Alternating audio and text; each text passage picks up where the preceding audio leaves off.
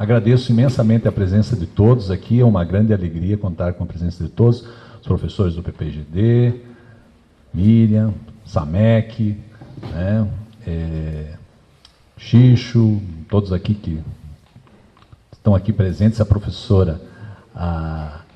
Nós temos aqui sempre uma alegria contar com a presença de todos vocês, a professora Camille, reitora, uma honra, professora, muito obrigado pela presença, a professora Márcia também, pró-reitora acadêmica. O GC dispensa apresentação, mas como nós estamos no ambiente acadêmico, é importante fazer referência ao background acadêmico do GC, porque o livrinho é fino, mas esse homem aqui tem muita bagagem intelectual construída aí ao longo de muitos anos, né? O GC é graduado em Direito pela Universidade de Brasília, ele fez mestrado em Sociologia também pela Universidade de Brasília, depois ele fez doutorado pela Karl Ruppert Universität Heidelberg, na Alemanha, e pós-doutorado na New School for Social Research, em New York, e também na Universität Flensburg. Fez livre docência em Sociologia lá na Alemanha, né? E o professor Gessé tem uma carreira acadêmica muito interessante em várias universidades brasileiras. Ele fez uma coisa que geralmente os professores brasileiros não fazem, né? Que é uma carreira por várias universidades, né? O professor Gessé foi professor da Federal Fluminense, foi professor da Universidade de Juiz de Fora, e agora, mais recentemente, se aposentou, né, Gessé, na Universidade do ABC, né? Então, perfeito. E hoje, então, depois de muitos livros, o professor Gessé tem mais de 30 livros publicados, e ele nos presenteia aí com esse livro, né, Por que a Esquerda Morreu, o que devemos fazer para ressuscitar. Sem mais delongas, então, Gessé, passo a palavra para você, para a sua exposição, e depois, na sequência, a gente vai abrir para os debates, para as discussões. E depois que encerrarmos aqui os debates e discussões, o professor Gessé irá autografar os livros daqueles que assim quiserem, tá bom? Gessé.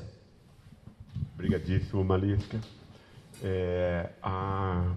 Enfim, eu agradeço muitíssimo. Tá? Ok. Eu agradeço muitíssimo o convite. Quer dizer, o convite é porque eu me convidei. Pedi ao Xixo. O Xixo já organizou tudo, né? E, enfim, vocês terem encontrado o caminho aqui e tudo, eu fico muito contente. Porque eu queria compartilhar isso, e eu sei que estou entre pessoas irmãs aqui, né, que tem uma preocupação muito semelhante que eu tenho. E quando eu fiz esse livro sobre o pobre de direita, eu fiquei num desespero que eu não consigo expressar para vocês e tal, né? Na periferia do Rio de Janeiro e na periferia de São Paulo, a ideia que eu tinha, isso aqui está completamente já dominado, né? Não há o que a gente possa fazer, etc. Né? Foi que me deu um medo muito grande, que me acompanha até hoje, obviamente. Mas ali, naquele livro, a minha ênfase foi muito mais o que é que a direita fez, né, para conseguir ganhar coração e mente de uma parte significativa dos pobres e dos trabalhadores. Isso é no mundo inteiro, né? Mas aí eu acho que isso tem que ser também complementado com uma outra coisa, que é uma pergunta mais, que é uma questão mais sensível e tudo, porque tem a ver com uma crítica a pessoas que a gente admira e tudo, né? Que é o que a esquerda deixou de fazer para que isso acontecesse, né? Então, esse livro é uma reflexão exatamente sobre isso. Para mim, é muito importante que a gente compreenda por que a extrema-direita não fala mais de, né, entende? De opressão, de não sei o que e tal, para ela fala de liberdade, né? Liberdade de expressão, liberdade disso, né? Criatividade e tal, para respeito às opiniões e tal, e esse tipo de coisa. Isso, obviamente, vem de um movimento que já está acontecendo há mais de 50 anos, né? Tem um ano onde isso nasceu, que é 1971, nos Estados Unidos, né? com o memorando que Powell faz para os bilionários conservadores, né? Dizendo a eles, olha, o nosso inimigo não é mais a esquerda, não é mais o comunismo. O nosso inimigo é esse senso comum, esse mainstream, montado pelas universidades liberais americanas, liberais dos Estados Unidos, a esquerda, tá? Social-democrata, né? Que a gente precisa, e esse pessoal, isso foi um rastilho de pobres. Os caras montaram fundações, teve um deles, a Fundação Olin, né, que era era uma indústria militar e tal, e o cara roubava petróleo dos índios e tudo, né? Aí ele contratou um cara que era especialista em quem? Antônio Gramsci e o conceito de hegemonia cultural, né? Que acho que ele esqueceu. Ninguém aplica, né? Mas o cara não, aplicou para a direita, né? O nome desse senhor é Michael Joyce, né? E esse cara é eventualmente o desconhecido mais importante do século XX, né? Porque aí você vai ter outras fundações que vão entrar no negócio, você compra metade de Harvard e tal, entende? Você dava férias pagas em Key Largo, ali na Flórida, para todos os juízes americanos irem lá aprender agora como é o direito. O direito não é ligado à justiça, ele tem que ser ligado à eficácia econômica, etc. Então você vai mudando você vai mudando o imaginário, né? E você vai mudando a partir disso o quê? A subjetividade, pelas ideias, pelo poder de convencimento. Nos anos 1990 acontece o quê? Né? Que o Rupert Murdoch é só um exemplo, né? Esses caras decidem comprar a imprensa pública que ainda existia no mundo inteiro, né? Acabou praticamente na Itália e outros países, mesmo a Alemanha, que tinha só um sistema puro, público, etc.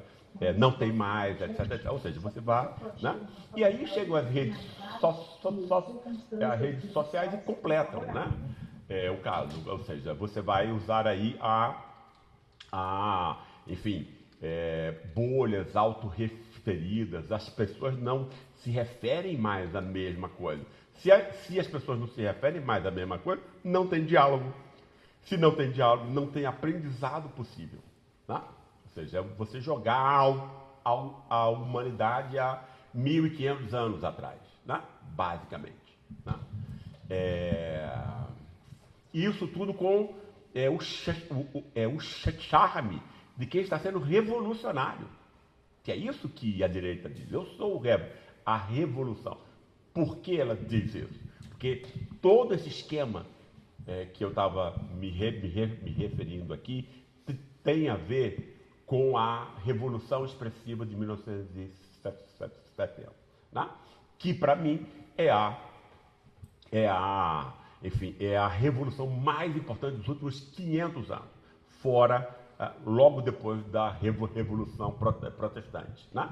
Como vocês sabem, é a Revolução Protestante que vai dar ensejo a que você possa ter democracia, cidadania, universalidade de direito, etc. Por quê?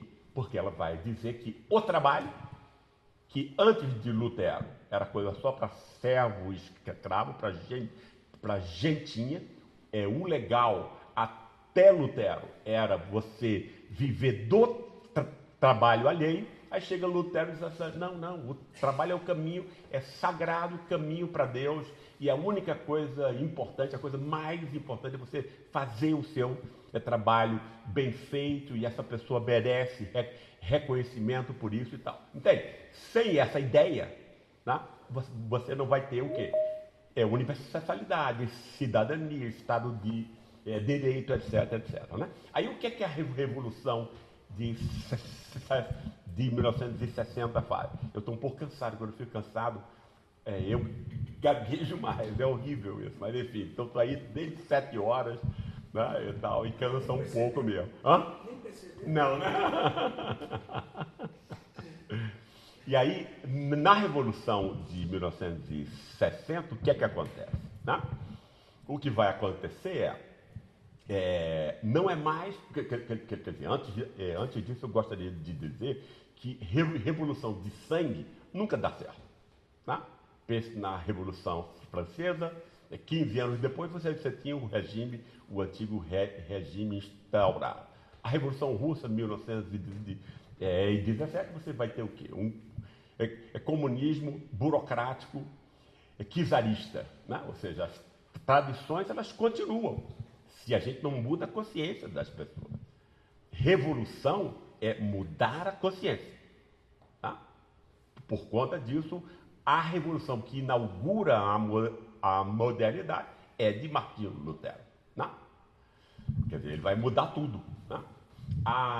Mas aí chega o povo, o pessoal, especialmente a juventude, né, que depois da Segunda Guerra Mundial, né, e aí a gente tem que ver, né, o mundo quase acabou. Né? E tal, países aí, na última coisa, 100 milhões de pessoas mortas e tal, para parar. Isso deu, né, isso mostra como uma catástrofe da racionalidade aos seres humanos. Né? E isso tudo por conta de uma coisa racial, etc, etc. Então, tanto o racismo quanto essas formas autoritárias vão ser, né, digamos assim, criticadas a partir de 1945. Você tem o nascimento, por exemplo, nos países do norte, da sociedade de bem-estar, ou seja, social-democrata. Quer dizer, o que é isso? Basicamente, você dá escola pública de alta qualidade para todas as pessoas, acesso universal, né? E você banca um sistema público de mídia. Né? Entende? 20 anos de educação para todos e de mídia pública transformaram uma sociedade de nazistas em uma das sociedades mais democráticas europeias hoje em dia. Né? Então, está muito pior agora, tá? Quer dizer, tudo está ficando ruim em todos os lugares. Mas, em 1970, 80, quando eu fui morar lá, etc., isso era extremamente visível. Né? Então, para esses jovens, né? E para essa geração e tal, que vai ter o quê? Eles vão redefinir o produtivismo, que é típico tanto do capitalismo quanto do socialismo. Né? Ele vai, quer dizer, a ideia dessa revolução expressiva é: nós somos seres humanos. Os seres humanos não são abelhas, eles não apenas trabalham. Né? Tem uma beleza em ser-se humano, que é a autodescoberta narrativa de quem nós somos, o que nós desejamos, etc, etc. Né? Aí se instaura o quê? Um paradigma pós-materialista, pós-produtivista. Né?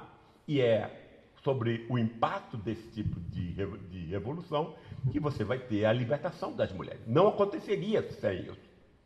Né? Você vai ter, por exemplo, mesmo nos países centrais, a luta anti-imperialista contra a guerra do Vietnã, por exemplo.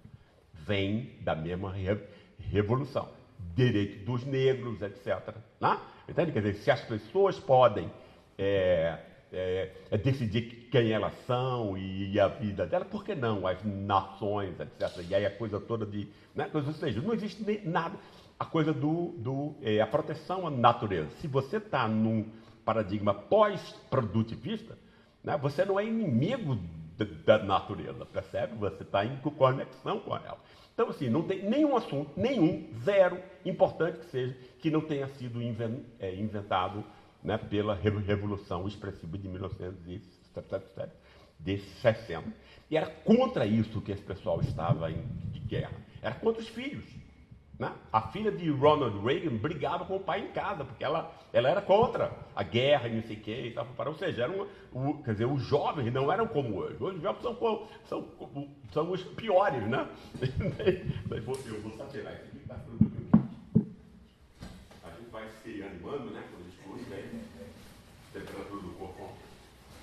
Daqui a pouco. Enfim, o que foi que a extrema-direita fez? nessa situação. Né? O capitalismo vai o quê?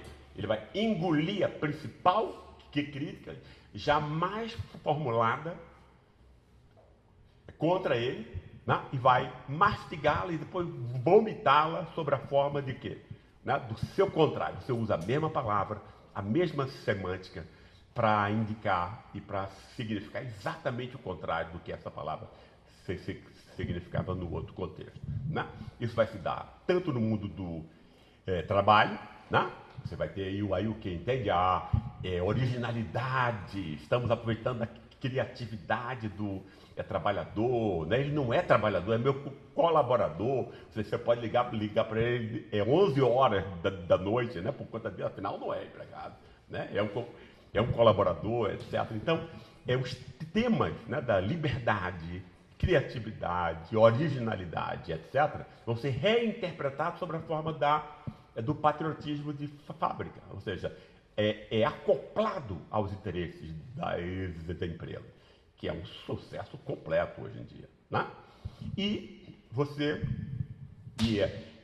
a extrema-direita entra, né, em 2005, 10, etc., pegando essa mesma leitura, né, se aproveitando que você tinha os efeitos do capitalismo financeiro, né, deixando todo mundo pobre, né, tinha uma raiva, ninguém explicava essa raiva. Né, eles diziam, opa, tem uma raiva aí, né, rodando sem direção. Se você explica quem é o inimigo, você transforma a raiva em indignação, que aí já é política. Né? Essa pessoa já não é humilhada. Né? Se você não tem isso, a pessoa fica com uma raiva só e ela tende a jogar contra ela própria.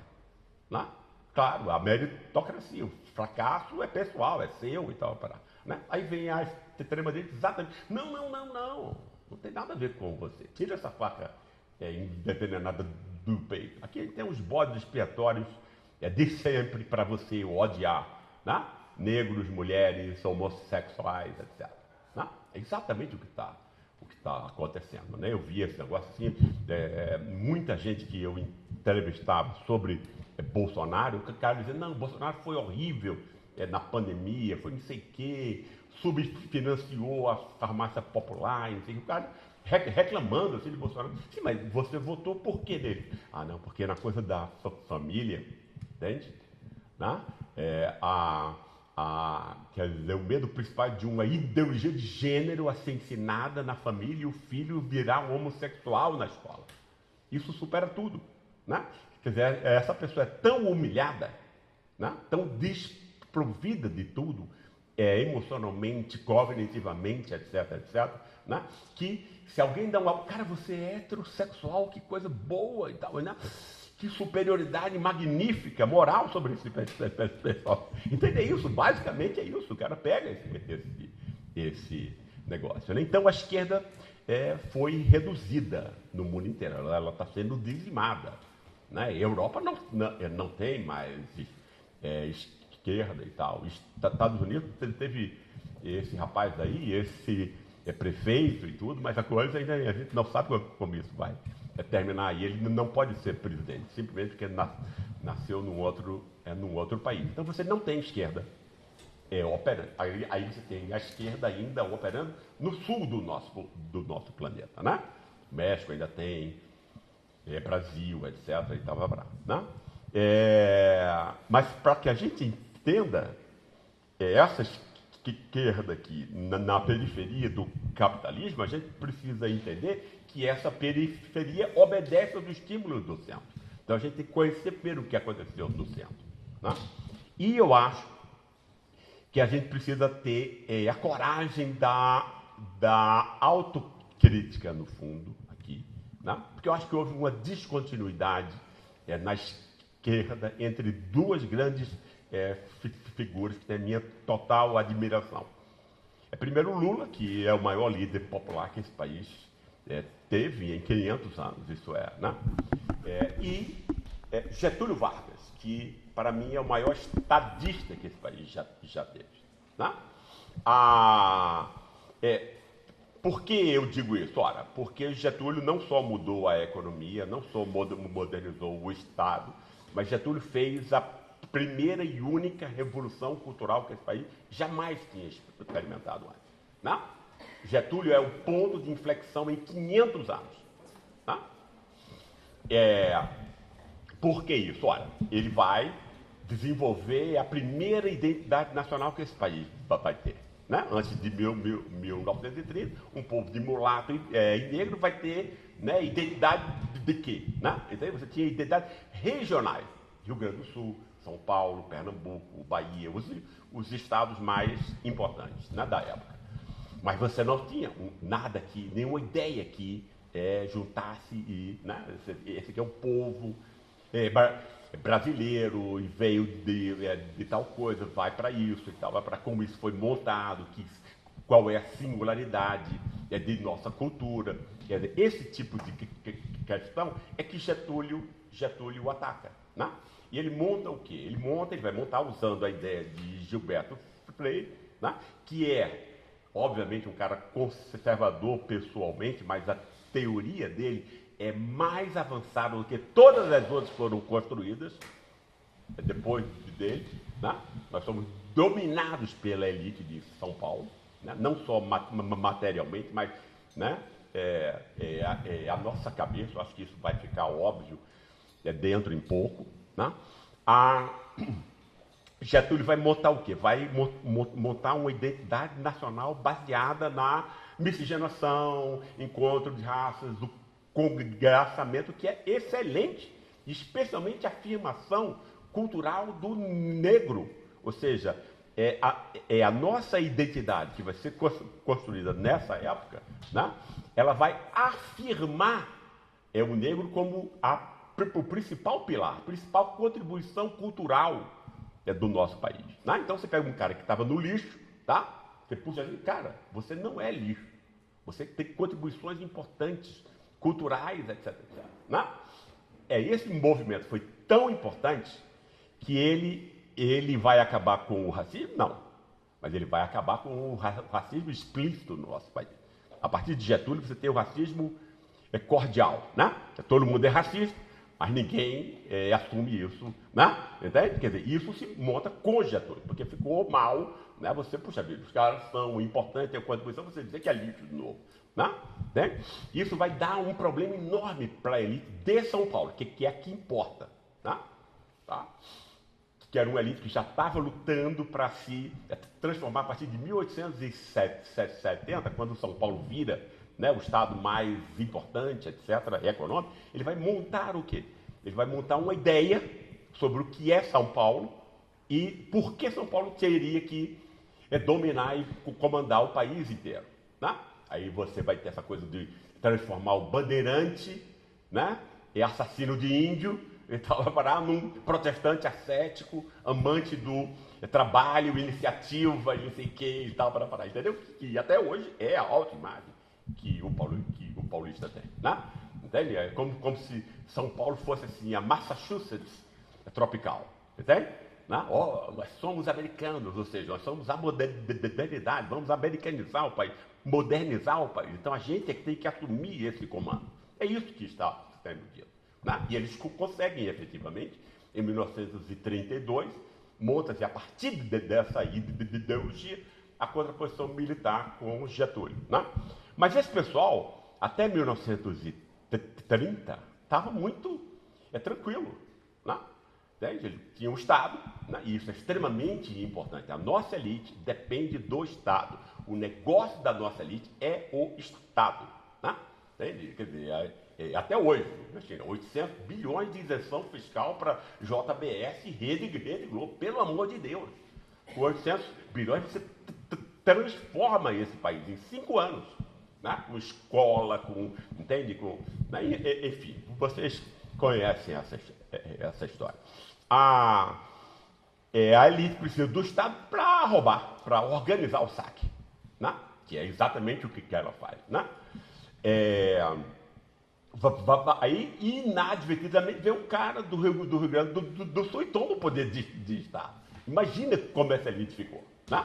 Ela vai para a luta, vai para o pau. Né? E aí perde. Né? Olha que coisa interessante. Né?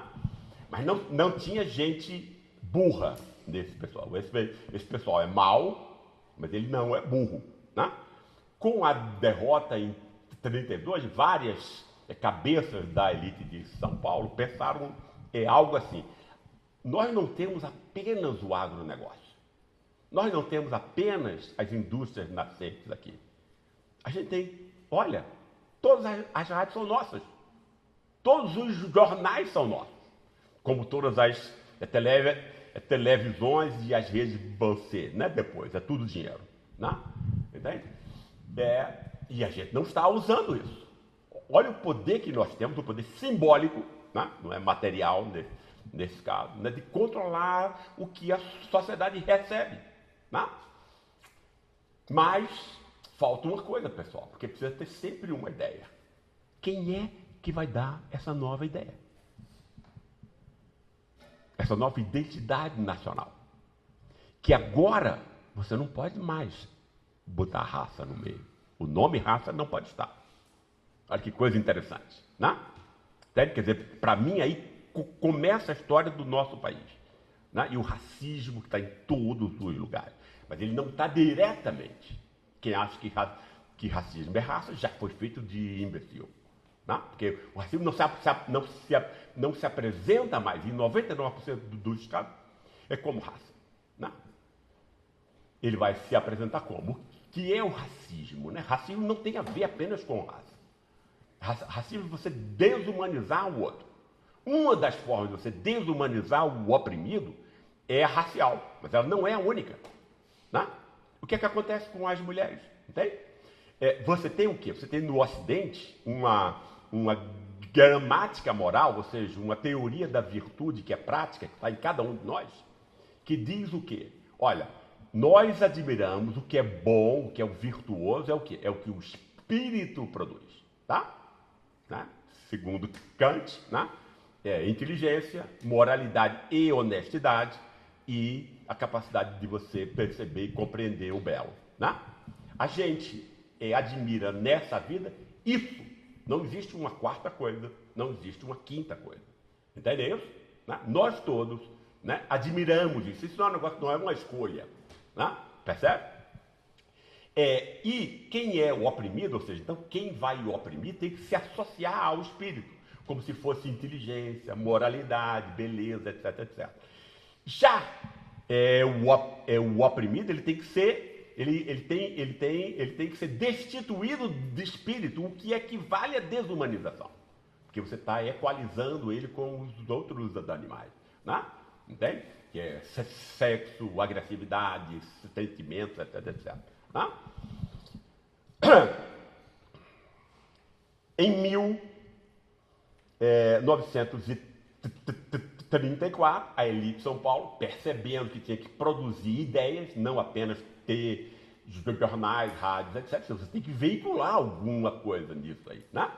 Aí monta a Universidade de São Paulo para ser a usina de ideias elitistas nesse país, e foi um case de absoluto sucesso, né? Influenciando todas as outras universidades, etc, etc. Né? Mais ainda, né? Aí, veja bem, 1930 Getúlio, 1932 a Guerra Civil, 1934 a USP, de dois anos. Olha como a história mostra quando você tem olhos. Né? 1936 tem Raízes do Brasil, de Sérgio Buarque. Né? Tá? Que vai ser a ideia, que vai ser montada a partir dessa época, de 1936 até hoje. Esse país inteiro vive sobre a égide das ideias que Sérgio Buarque construiu. Né? Aí você precisa entender. Obviamente, teve outras pessoas que fizeram outras coisas, mas foi ele quem interpretou o país como um todo.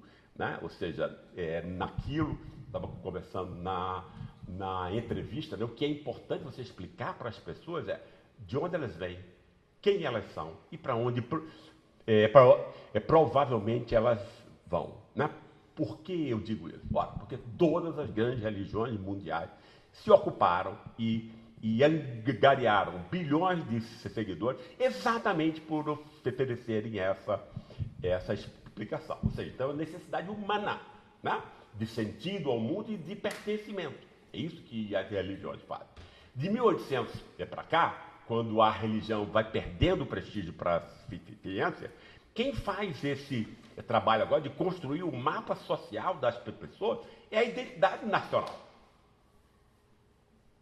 E é uma identidade nacional cada vez mais influenciada pelo que a gente chama de ciência. Não? Percebe? Então, é muito importante a gente ver que aquela identidade nacional de Getúlio, né, inclusiva, popular, etc., vai ser substituída, né, eu ia dizer paulatinamente, mas não é paulatinamente, muito rapidamente, a partir de 1936. Getúlio já cai em 1954 por conta disso. Né? Veja a eficácia. Né? Quais são os traços mais importantes dessa identidade nacional construída por Sérgio Buarque, que vigora até hoje e manda na cabeça da esquerda e da direita, né, ao mesmo tempo? Ela vai explicar o quê? Não. O nosso povo não é problema. Entende? Porque o lance a grande questão, no fundo, como é que você explica para o povo que ele é pobre, miserável, num país rico? Essa é a questão. Tem nenhuma questão mais importante do que essa. Né? O resto é secundário. Né? É isso que você tem que explicar. Né? Como foi que Sérgio Buarque... Quer dizer, antes era isso aqui é um país atrasado, porque você é negro, você é um animal, você é um bicho, etc, etc. Ok, né? Quando você não pode mais usar a raça, você vai usar o quê? Por conta disso é importante a gente perceber que racismo não é só raça. Né? Porque aí, inclusive, o racismo racial vai continuar fingindo que morreu. Através de novas máscaras, de novas vestes e tal. Qual é a sacada genial de Sérgio Buarque? Né? Assim, não. Esse negócio de raça não é a coisa efetivamente importante, é a cultura. Tá? E nós somos miseráveis porque é um povo corrupto e eleitor de corrupto. Né? E a explicação para essa corrupção sistêmica de uma sociedade como um todo é assim que todos os europeus e todos os americanos nos veem, tá? Como gente inferior, tolerante à corrupção, etc, etc. E a forma moderna, porque os Estados Unidos vão aplicar no mundo aquilo que a elite de São Paulo vai aplicar no nosso país. Tá? De que maneira isso vai acontecer? Ora, você diz que o culpado da miséria, do atraso, pasmem, é a própria vítima. Olha que gênio, né? Né? Olha que genial, né? Aí você diz, não é raça mais, é cultura, isso vem de Portugal, né? Aí tem essa coisa, né? É a corrupção portuguesa desde a Idade Média e tal, entende? Essa bobagem, hoje em dia, está na cabeça de 220 milhões de pessoas. E é bobagem porque, ora, pessoal, não podia sequer haver corrupção na Idade Média. Não tinha sido pensada a ideia de bem público. Isso vai acontecer 500 anos depois, entende? Uma fraude científica óbvia, né? Mas que está na cabeça de todo mundo hoje. Olha o sucesso da elite de São Paulo. Né? E, de quebra, e essa corrupção, tá? Ela está só no Estado, tá? Mercado não. Tá? Aí o que é que Sérgio Buarque vai dar para a elite de São Paulo? Ela vai dar todo o esquema de dominação completo. Tá? Ou seja, o culpado não é essa elite que rouba todo mundo, o culpado é o próprio povo. Né? Depois, ela desmoraliza o Estado, ela criminaliza o Estado, pior ainda. Né? Ou seja, então ela enfraquece o quê? A única instituição capaz de peitar o mercado e a propriedade. Né? Aí você já desmoraliza a política e o voto popular. Pronto. Aí você tem a cultura de golpe de Estado que nós temos aqui há 100 anos. Produto de Sérgio Buarque, né? E de todas, quer dizer, e aí as pessoas ficam preocupadas. Mas você acha que ele teve a intenção de... tem nenhum interesse nisso? Eu acho que não, entende? Mas isso não tem nenhuma importância. O que importa é a influência que essas ideias, né, e o sofrimento que ela causa, né, 100 anos depois. Né? E essa concepção, isso é tudo que a elite quer, porque inclusive invisibiliza essa elite. Ela sequer está no jogo. O culpado é o povo, a corrupção está no Estado, não sei o que vai parar. O mercado nada. Ou seja, é invisibilizado. O principal dispositivo de poder é você ficar invisível. Ninguém vai nem pensar em lhe atribuir alguma culpa, algum negócio. Percebem isso? Ou seja, absolutamente genial o que Sérgio Buarque fez, né? Enfim, é perversamente genial, mas é genial, né? Entende? E uma coisa prática, pessoal, é que no fundo, com o tempo, povo corrupto, eleitor de corrupto, vai ser aquele mesmo negro, mestiço e pobre, que antes era estigmatizado antes de 1930. Por que eu digo isso? Vocês vão compreender isso muito bem. Porque os 5 milhões de branquinhos que chegam, né, até 1930, no país que tinha menos de 10 milhões de pessoas, 70% vai para São Paulo e 30% vai para o Sul. Tá? Né? Esse pessoal jamais, não se via na época, nem hoje, como parte desse povinho mestiço e preto. O pessoal se acha europeu. E vocês sabem disso melhor do que ninguém. Né?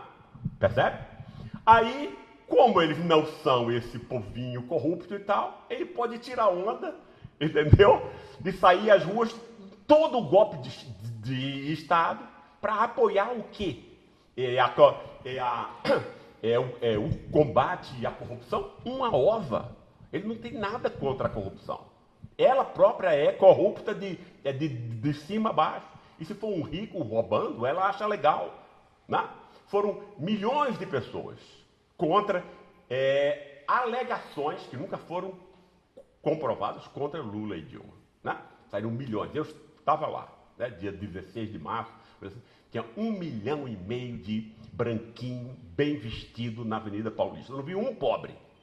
Eu não vi nenhum pobre e nenhum preto. Era só branquinho. Os jardins tinham, né, ido para a Avenida Paulista. Né? Ou seja, né, o que é que estava em jogo aí? Esse cara estava com raiva. Por quê? Porque o povo estava começando a ir no seu shopping center, acima de qualquer outra coisa, que agora o filho do negro iria estudar com o filho desse cara na USP agora. Quando o negro, para esse pessoal, deve lavar o banheiro e cortar a grama da universidade. Mas aí pega mal. Você diz, não, eu acho que os negros e os pobres não podem ter nenhuma chance e tal. Né? Não dá. Né? Aí, Sérgio Buarque tem uma coisa. Não, eu não sou contra os pobres, eu não sou contra os negros. Eu estou defendendo a moralidade pública. Sérgio Buarque, né, moraliza o racismo. Repagina e moraliza. Né? Então vai ser por uma... Entende? Agora, se é racista, né, em nome da moralidade pública. Né? Então você associa o negro a bandido, diz, não, mas eu não estou votando aqui no prefeito porque ele mata preto, não é isso, não. É porque eu sou contra bandido, ou seja, eu sou o quê? Defensor da segurança pública. Percebem?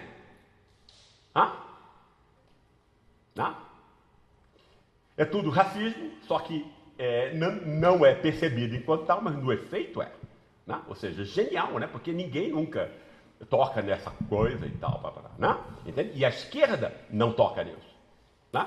O que é que eu acho que a esquerda teria que fazer? Ela teria que desenvolver um imaginário, ou seja, uma identidade nacional alternativa a essa que foi construída pela elite de São Paulo. Se ela não fizer isso, e muito especialmente o PT, se transforma, né, sem intenção, num mero plano B da mesma elite de São Paulo. Quando ela tem que tolerar que alguma pequena parte do orçamento possa ser distribuída aos pobres. Né? O PT nasce no meio desse pântano. Né? O PT vai entrar na vida política do país como o partido da ética na política. Ou seja, pega o veneno que a elite construiu para massacrar o povo, engole e põe como seu principal objetivo. Né? Podia ter transformado a Rede Globo em 2002 numa televisão pública, porque estava falindo, entendeu?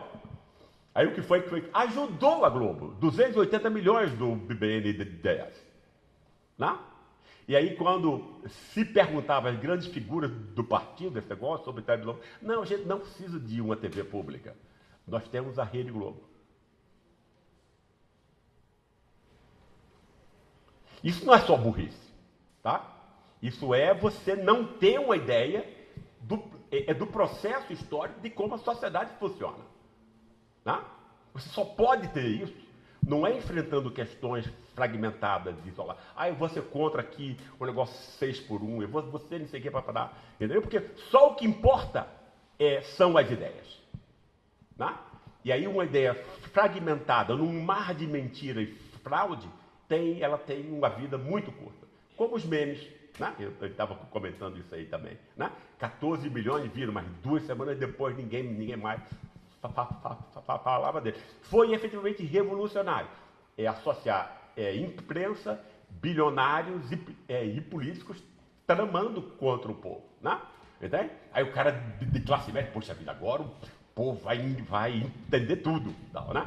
Porque o cara de classe média, e a classe política nossa é de classe média, não entende absolutamente nada do povo. Nada, zero. Né? Ele tende a universalizar os seus privilégios. Né? E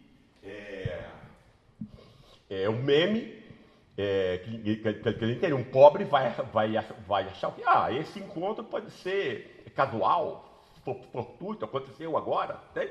Você tem que explicar que isso está aí há 500 anos. Óbvio. Né? E os termos estão aí. Né? Por exemplo, eu no livro Elite do Atraso, eu fiz aquele livro com a intenção consciente de efetivamente construir uma interpretação do país que fosse ponto a ponto contrária a que Sérgio Buarque tinha feito. Né?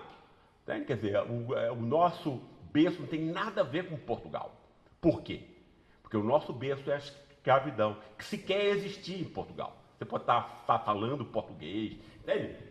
Quer dizer, comendo sardinha, torcendo pelo Vasco da Gama, você não é português. Né?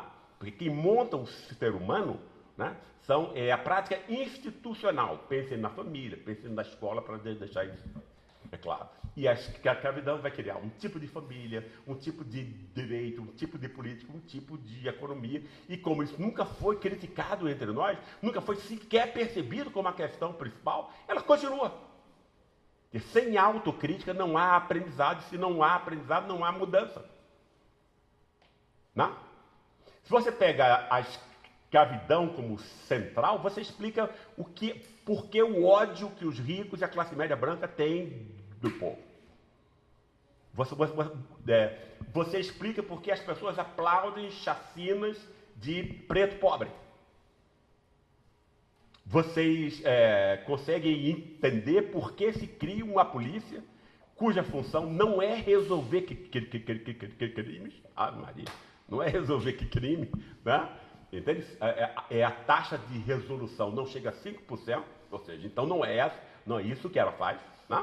Ou seja, a instituição, como um indivíduo, não é aquilo que ele diz ser, é aquilo que ele é, no seu comportamento, né? Então o que a polícia faz é matar preto. É isso que a polícia faz. Né? E aí você vai montando essas coisas e tal. E a escravidão também já toca na questão do imperialismo e do colonialismo. Ela é produto do imperialismo. Né? E nós somos um país periférico que o nosso maior inimigo são os Estados Unidos, que sempre apoiaram, junto com a elite local, todos os golpes de Estado para todos os governos populares que estavam montando, quer dizer, como Lula fez, né? Saiu de 12º para a 5ª maior economia do mundo, né? Em poucos anos. Né?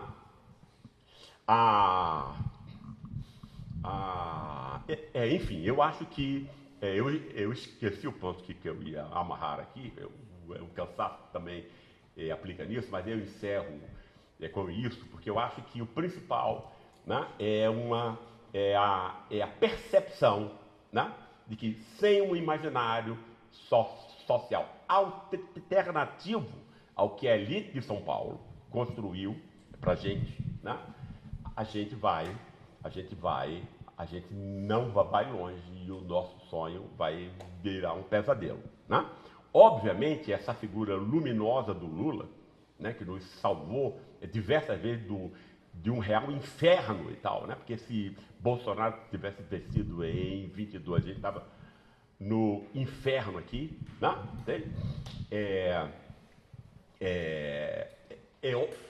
Obscurece isso. Ele é talentoso, ele é um líder exemplar, percebe isso? Né?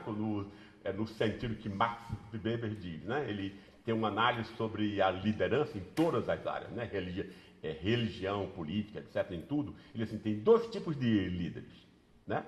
A história nos mostra 2 tipos de líderes, ou seja, é o pessoal que tem seguidores, etc., etc. Um é o líder exemplar, Buda, né? É um líder exemplar, ou seja, a vida dele serve de inspiração para as outras pessoas. Ele não tem um discurso, ele não tem uma teodiceia, mas ele tem a vida dele, né? E o outro é o líder ético, ou seja, é o cara que tem um discurso que quer mudar o mundo como ele é, né? Lula é um líder exemplar, né? Ou seja, né, o pobre, muito especialmente o nordestino pobre, se identifica emocionalmente com Lula. Né? Esse cara dos meus nos representa, etc. Entende um negócio assim? Quer dizer, eu estou no poder, etc, etc. Mas não é um discurso. Percebe? Isso é, obviamente, uma fragilidade, porque os seres humanos têm esse costume, né, horroroso, eu sou contra, tá? De morrer. Né? Entende? Quer dizer, a ideia fica, mas os seres humanos morrem. Então você não pode apostar todas as fichas nisso. Né? Entende? Então eu acho que tem que ter uma tomada de consciência, né? Tem que ter, enfim, tem que compreender que o principal objetivo da política, né, é mudar as ideias que estão na cabeça de todas as pessoas. O resto é secundário. Né? Porque mudando as ideias, o comportamento muda. A percepção da sociedade muda. Né? Obviamente, a gente está nas piores condições para começar essa luta. Mas a gente tem que começar há algum ano. Eu teria sido muito mais fácil, né? Com a Rede Globo pública, com o Lula com 80% e tal. Aí dava para dar uma deslanchada. Desde que você tivesse a ideia do que você está enfrentando. Né? Então eu acho que a gente não tem saída sem que a gente monte, né? Sem que a gente construa uma história para as pessoas, uma narrativa para elas. Né? Entende? Que seja uma narrativa não fragmentada, mas que seja como as antigas religiões e as identidades nacionais fazem, né? De A a Z, não tem lacuna. Né? Porque você domina todas as outras ideias. Né? Percebe? Então eu acho que sem isso a gente tem muito pouco fôlego para qualquer luta, né? E aí a nossa única esperança é que Lula ainda viva aí por um bom tempo.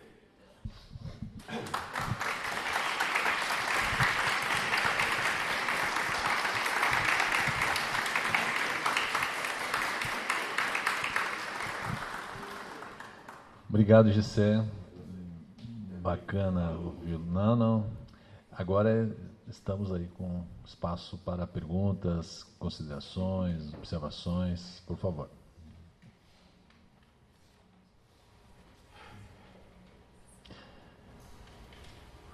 Bom, eu posso iniciar então. Gessé, algumas perguntas. Essa ideia que você traz de convencer as pessoas pelas ideias, ela tem uma particularidade brasileira ou é uma ideia universal? Você diria isso para os nossos amigos alemães também? Sim. Eles também?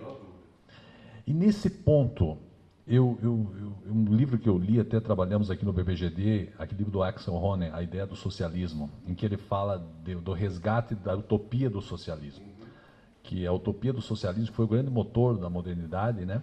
Ela se perdeu, né? Então ele até fala da religião, que atua nesse lugar. E no teu livro tem 2 vezes que você fala em socialismo. 2 passagens só, né? Que você faz uma análise histórica, faz um contraponto ao capitalismo e tal. Assim, em que medida esse novo imaginário social, em que as pessoas, né, isso se conecta com essa ideia do socialismo? Ou seja, em que medida isso que você está dizendo não é, em alguma medida, recuperar o socialismo como utopia? E que papel tem isso? Você fala muito na ênfase nacional.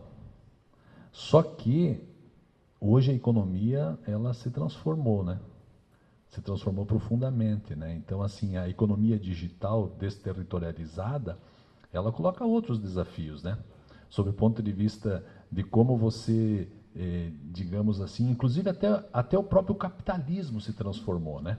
Um tema que nós estamos debatendo bastante no PPGD, participamos de um evento semana passada sobre isso, que é o livro do Farofax, sobre tecnofeudalismo, né? Ou seja, a ideia de capital nuvem, ele transforma o capitalismo. Você não pode dizer que o Jeff Bezos está na liberdade econômica dele. Ele está jogando, ele está colocando as novas regras. Ou seja, aquela espécie de feudo econômico que ele obtém o lucro, ele obtém o seu ganho não com o lucro capitalista tradicional, mas sim com a renda. Ou seja, ele é um senhor do feudal moderno. Então, como pensar uma nova esquerda desconectada desse contexto mais amplo? Ou seja, aí em alguma medida isso não se relaciona com uma ação interestatal, né? Ou seja, intersocial, intersociedades, ou seja, até que ponto a questão ela não transcende a esfera nacional, ou seja, como que você vê isso, né? Como você vê isso em termos de questões comuns, né? E... Não, eu acho que é isso, é porque eu queria tá bom. Não, está suficiente. Se você, então, resgatando essa ideia então, enfim, essa a questão, bom, enfim, você está claro as 3? Tá, não, é que aqui é grande, aqui você então, bom. Qual foi a segunda? Diga aí. É porque entendeu? Não, a primeira, a questão é a seguinte, é isso que você está pensando, a tua sugestão de uma nova narrativa, de uma nova imaginário social, isso você já respondeu, isso é universal, mas você fala muito da realidade brasileira, ou seja, que é a escravidão, ou seja, que é né, então, em alguma medida, a esquerda deveria, digamos, digamos, ter uma narrativa, cada país deveria ter a sua narrativa. A segunda é o Axel Hohner, o conceito de socialismo. Né? E, por fim, a relação disso com a ideia de capital nuvem, com a ideia de que, é curioso, mas o Farofax fala que o grande empresário tradicional é um vassalo.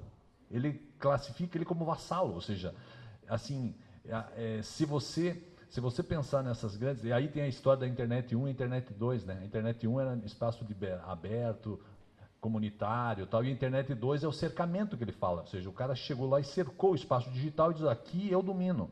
E você vai vender o teu produto aqui, eu vou cobrar uma taxa. Ou seja, o que é isso? Isso é uma renda como na Idade Média o cara fazia da terra, né? Então, isso é efetivamente algo novo, sob o ponto de vista de se pensar as relações econômicas. Ou seja, aí a ideia qual é? Qual é a prioridade nessa ação, né? Ou seja, como tratar disso? Bom, acho que agora fechamos. Obrigado. Essa questão do socialismo, eu acho que é uma questão difícil de discutir, porque tem 1000 acepções disso, etc., e 1000 coisas. Eu acho que o principal é o controle do capital. Aonde quer que tenha, o controle político do capital. Né? Como na China hoje, como na Alemanha dos anos 80, que eu vivi. Né? Entende? Aquilo era um negócio lindo, eu fiquei muito impressionado com aquilo tudo. Economia social. Entende? Exatamente. Né? Né? Eu podia ter, eu estava em último lugar na hierarquia social alemã, tá? Eu tinha uma bolsa que era metade do salário mínimo, tá? Eu emagreci, cheguei a ter 76 quilos. Guardava grana para comer uma carninha no negócio, entende? Agora, quando eu ficava doente, né? Se eu quisesse, eu podia escolher o médico do dono da Mercedes-Benz. Ele era, por lei, obrigado a me atender. Tem? Os alemães tinham um orgulho do seguinte: a nossa saúde não é de duas classes. Todo mundo. Aqui é uma terra onde ninguém solta a mão de ninguém. Essa era o pensamento. Ou seja, é completamente distinto hoje. Tá? Tem? E aí você tinha.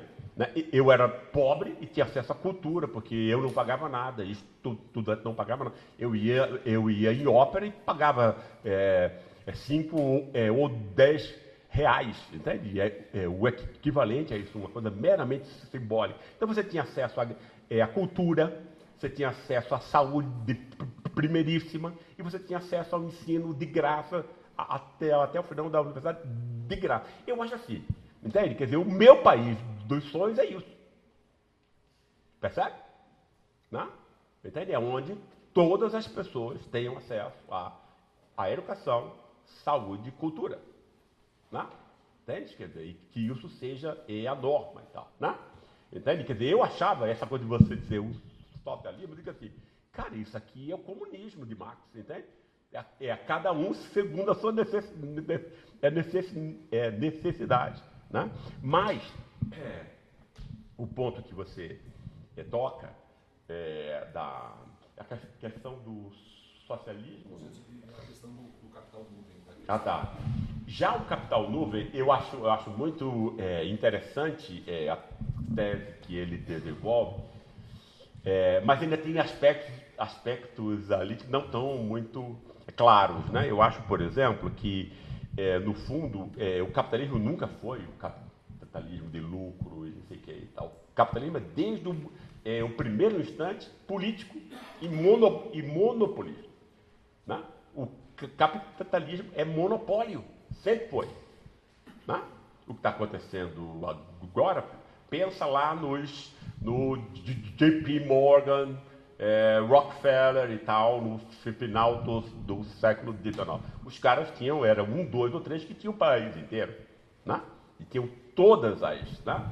Obviamente você tem um dado aí, porque houve uma mudança tecnológica importante, etc, o cara cobra, né, o caminho e tal, né, o que é um negócio absurdo, que a gente não regula. A grande questão imperial é essa. Né? Porque se as redes ficarem desreguladas, você sequer precisa mandar avião para cá. Claro, você já está controlando tudo. Né? Esse meu livro aqui, eu estava contando para os Steve no caminho, o pobre de direita, a gente investiu lá no ICL para fazer um lançamento, 150 mil pessoas assistiram. Esse aqui, gastando o mesmo dinheiro, 10 mil pessoas. Tinha esquerda no nome e há 1 ano das eleições. Vocês imaginam como vai ser essas eleições de 2026? Né? Então tem um total controle político, econômico, etc. Né? Então eu acho assim, é mais uma diferença de grau, né?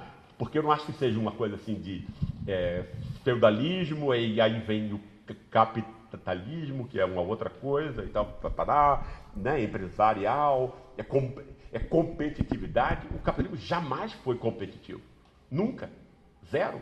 E ele nasce do Estado. Né? O capitalismo inglês, por exemplo, né?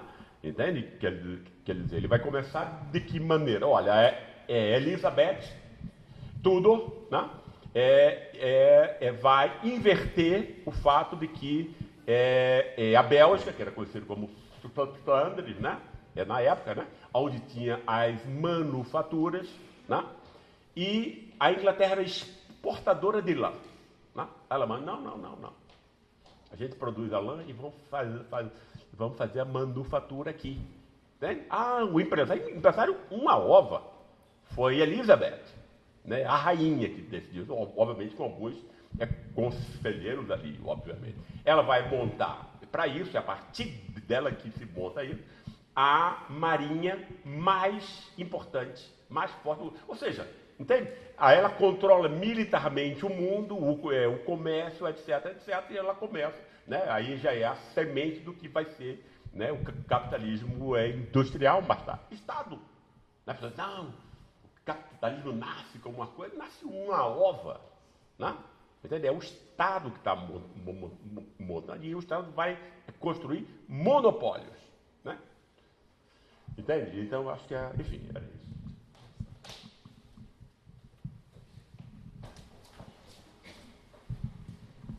Maravilhosa palestra.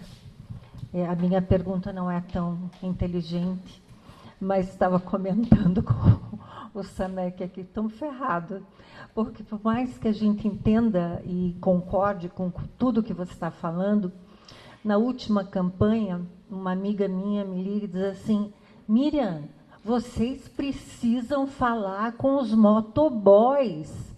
Falei: sim, cara pálida. E como é que você fala com os motoboys, com o Uber? Né? O Murdoch hoje é uma boa gente, porque quando você pega 4 Big Datas que dominam a comunicação do mundo, então hoje a situação ela é cada vez pior. E mesmo porque a própria regulação disso está fugindo ao nosso controle. Né? Então, eu não estou te pedindo para dar uma saída para isso, porque é mais ou menos como você fala com o motoboy. Quem tiver a resposta, né? Mas fazendo uma observação mesmo, que a gente tem uma grande dificuldade. E hoje estava até falando da facilidade que a direita tem. Eu não me lembro o nome daquela deputada que usa umas florzinhas assim.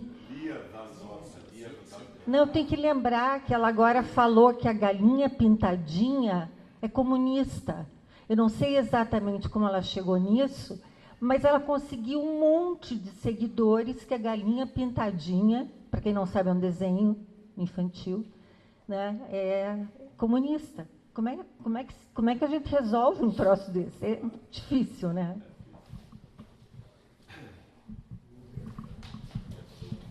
Isso tem uma coisa, porque, enfim, só também comentando em cima, e é uma pergunta extremamente inteligente, ou seja, além de inteligente, a senhora é humilde, né?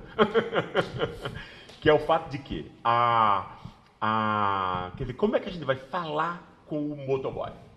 É o que eu tenho encontrado, entende? No debate que eu tenho feito e tal, para parar. Quase sempre com político do PT, etc. E tal, aí o cara diz o quê? A gente precisa chegar na base. A gente precisa retomar o trabalho de base. O trabalho pequenininho, o trabalho não sei o quê e tal, para parar, entendeu? Meu Deus do céu, um negócio. O cara, esses últimos 50 anos, essa pessoa viveu onde? Não? Percebe? Obviamente você não vai conseguir convencer, ou, né, de um outro modo, etc., quer dizer, ou pelo menos convencer um número significativo desse tipo de gente. Por quê? Ora, porque a explicação do mundo foi montada nos últimos 50 anos exatamente para que isso não seja possível. O que a gente estava falando lá da Revolução Expressiva, ela é fundamental por conta disso. A extrema-direita não está oprimindo ninguém, ela está dizendo: seja livre, seja original, seja você mesmo. Né? Liberdade de expressão é a palavra-chave. Né? Ou seja, a extrema-direita hoje se vê como seguindo a revolução, a maior revolução do Ocidente há 500 anos. Né? Obviamente, quer dizer, dinheiro, mas não é só dinheiro, é inteligência. A direita foi inteligente e a esquerda não. Né? É isso que ele dizer. E usou pensadores da esquerda para isso. Né? O que é um negócio assim impressionante. Né? Então eu acho assim, sem que o mundo, por conta disso eu faço essa coisa, assim, porque é muito importante isso. Né? Mesmo intelectuais, às vezes não percebem isso. Tal, né? Porque tem níveis de abstração nas ideias. Né? Tem uma ideia que aqui ela está perto, está no chão, a gente está vendo, se referindo a ela e tal, então é um fragmento do mundo, etc, etc. Né? Mas o nível mais amplo de explicação é o mais importante. Né? Por conta disso, os pensadores que são os mais amplos, abrangentes, são os mais importantes. Né? Porque o pensamento não fica nos livros. Né? Por exemplo, muita gente acha que a vida das ideias é entre os muros da universidade. No máximo ali na biblioteca, está nos livros e tal, né? Ledo e Ivo engano. Né? Os livros entram na cabeça. Todo mundo aqui tem Sérgio Buarque na cabeça. Prático. Né? Por quê? Porque as ideias produzidas pelos pensadores vão para as universidades. Né? Ok. Mas as universidades, por exemplo, né, formam todas as elites, segundo um paradigma. Depois, o cinema, o teatro, a indústria cultural inteira vai usar que ideia? Essas mesmas daqui de cima. Depois a imprensa, né? Quer dizer, um jornalista, pessoal, não tira da cabeça dele as ideias que ele utiliza. Ele vai pegar, como todo mundo, do tesouro de ideias produzidas por grandes intelectuais. Né? Então, as ideias dominam o mundo e ninguém percebe. Né? Né? E aí, quando a gente lutar, eu não acho que a gente vai ganhar agora, mas tem que começar essa luta, entende? Para que se depois tiver 80% de aprovação popular e depois se a Rede Globo der mole de novo, entende? Você saiba o que fazer. Né? Entende? Porque o que está acontecendo agora é uma espécie de economicismo, é uma cegueira. Né? O cara diz, não, a gente vai melhorar a vida das pessoas e as pessoas vão saber que nós somos o Partido Popular. Isso é de uma ingenuidade, mas isso é de uma ingenuidade, pessoal, infantil. Né? Porque o que importa é a interpretação dos fatos. Um exemplo, no livro Os Batalhadores, que eu fiz em 2010, né? Eu entrevistei o que esse pessoal da antiga nova classe média, aliás, que ideia infeliz. Né? Quem foi que teve essa ideia?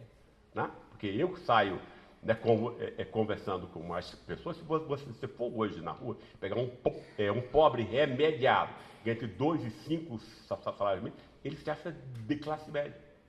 Né? E aí o bobão que tem um carro e um apartamento, né, ele se acha elite. Ou seja, e a elite em si fica invisível. Isso por uma propaganda do partido de esquerda. Olha a loucura, pessoal. Quando você não tem, entende? Um roteiro, quando você não tem uma direção, quando você não tem... Né?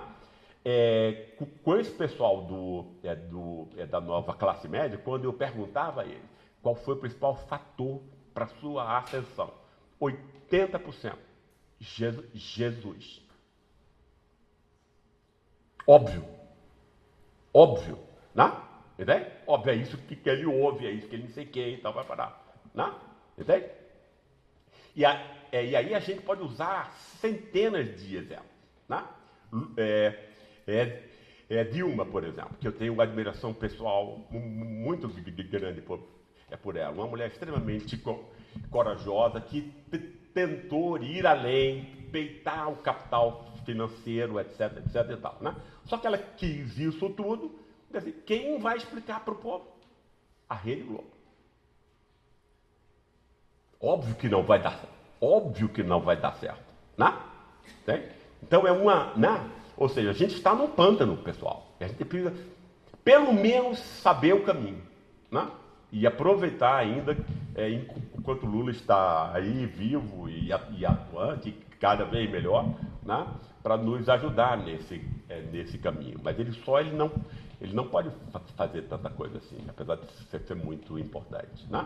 Esse país precisaria de uma efervescência cultural como houve nos anos 1930, engajar, entende? Pensadores, engajar artistas, etc. Vamos, né, entende? Quer dizer, recontar a história desse país, vamos mostrar quem... E, antes de tudo, dizer ao povo quem é o seu inimigo. Né? O inimigo do povo está na Faria Lima. Né? Né? E não é só na Faria Lima, obviamente. Né? Dos 20 maiores investidores do maior banco de investimento do nosso país, que é a BTG Pactual, dos 20, tá? 19 são americanos. Olha para onde vai o nosso dinheiro. Olha para onde vai o dinheiro do saque que a elite organiza aqui. Tá?